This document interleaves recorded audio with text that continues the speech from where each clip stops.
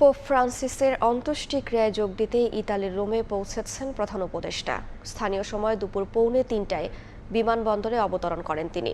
শনিবার পোপ ফ্রান্সিসের শেষকৃত্যে যোগ দেবেন ডক্টর ইউনূস সহ 100টি দেশের রাষ্ট্র ও সরকার প্রধান। পোপ ফ্রান্সিসকোর শেষকৃত্য অনুষ্ঠানকে কেন্দ্র করে ভ্যাটিকান সিটি এখন জনসমুদ্রে পরিণত হয়েছে। সকাল থেকেই হাজার হাজার মানুষ ভ্যাটিকানের দিকে ছুটে আসতে দেখা যায়।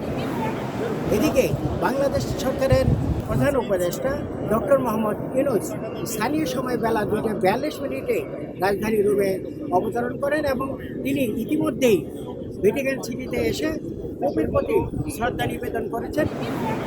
এদিকে পোপ ফ্রান্সিসের শেষকৃত্য অনুষ্ঠানকে কেন্দ্র করে বিশ্বের বিভিন্ন দেশের রাষ্ট্র ও সরকার প্রধানরা ইতিমধ্যেই রাজধানী রোমে আসতে শুরু করেছেন।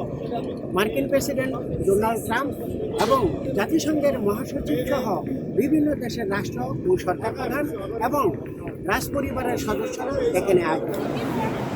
আগামীকাল সকাল 10টায় অনুষ্ঠিত হবে এখানে শেষকৃত্য অনুষ্ঠান শেষে তাকে সান্তা মারিয়া মাজ্জরের গির্জায় দাফন করা হবে।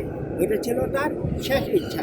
ধারণা করা হচ্ছে 2.5 থেকে 3 লাখ মানুষ উপস্থিত হবে এই সান্তা মারিয়া মাজ্জরের পাশাপাশি এই সেন্ট পিটার্স বাসিলিকার প্রাঙ্গণে।